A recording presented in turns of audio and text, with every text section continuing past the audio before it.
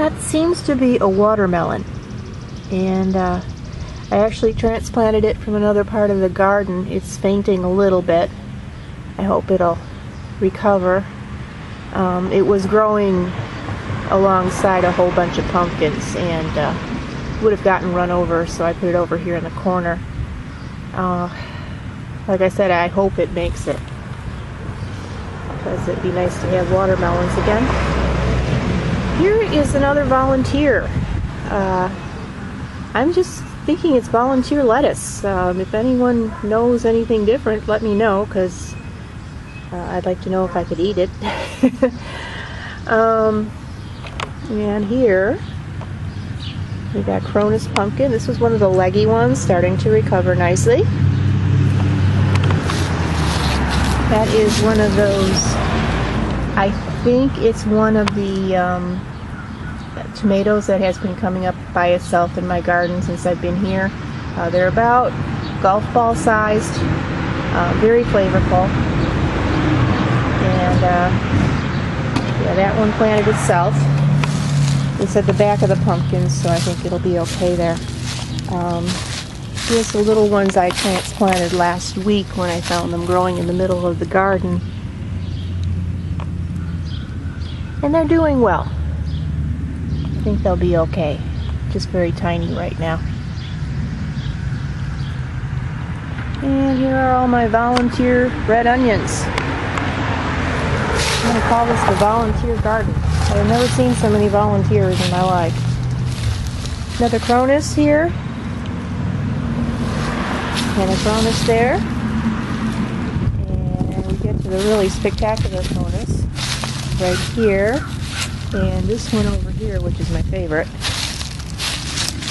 It's always been the strongest since day one.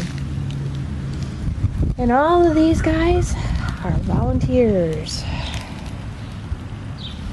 I'm guessing the ones over here are my hybrid red warty things. Red warty thing is more normally like a pie pumpkin. It's got a very thick rind on it. These had thin rind, like a jack-o'-lantern. So I'm thinking they crossed with the Racer Plus. And I have my own warty pumpkin here. And here are some more volunteers. I'm thinking these might be Racer Plus. And another volunteer or two. That might be Racer Plus. Or it might be Cargo. See, there's a bunch of them over here.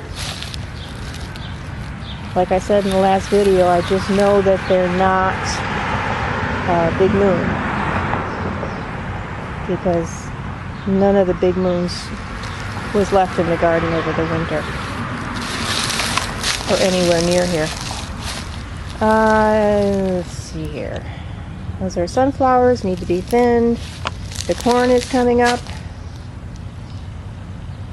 And that is candy corn. It's not a container corn. I, at the last minute, decided against. Of course, the packet of seed that I ordered didn't come. And I just decided to go with candy corn because supposedly it holds very, very well on the stalk and also in storage. And here are my beans, Burpee bush beans. Let's see what their actual name is.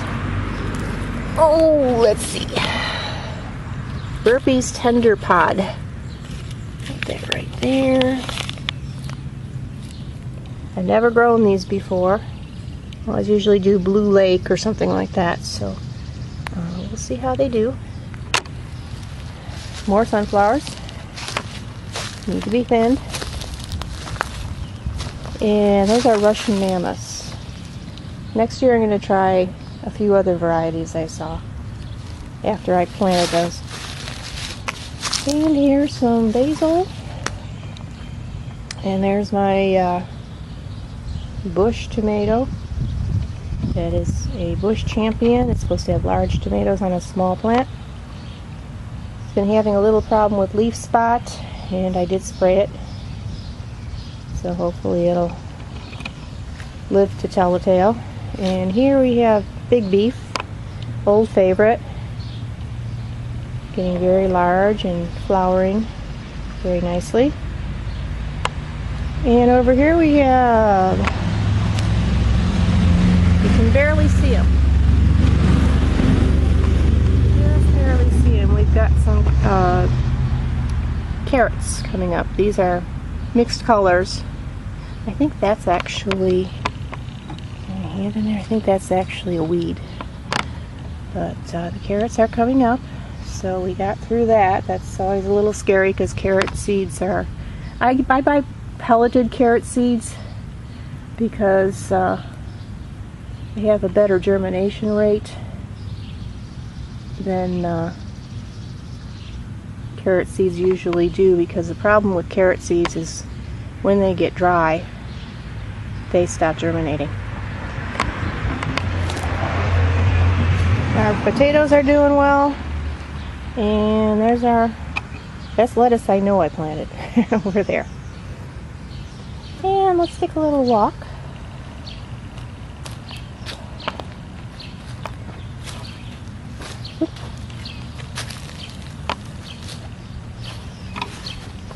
The roses had a rough winter. Most of them died back to the ground, so I have a lot of pruning to do. That one did well because it was covered by a rose cone. That is actually a Zone 6B rose. I forget its name, but it did the best of all of them. The rest of them weren't covered, and like I said, I have a lot of pruning to do. And I did lose one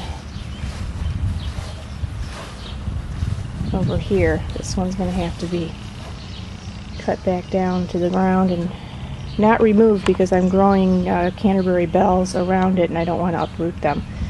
But I'm going to saw it down to the ground at the end of the season. Here's the Canterbury Bells. And first couple of years with Canterbury Bells, you have to plant them every year because they are biennial, and after that they replace themselves. So anyway, oh, Harry. Those of you who have been watching my videos for a while may remember Harry, the contorted filbert. Okay, yeah, it's a mess here. Yeah. Harry started out as a twig in February of 2016. I ordered him on eBay. And Harry is now, oh, I'd say a good 2 feet tall. Maybe next year I can take the barrier down. I had to put that up because rabbits will eat the leaves off of this tree. So, yeah, I think Harry's going to make it here. Seems pretty happy.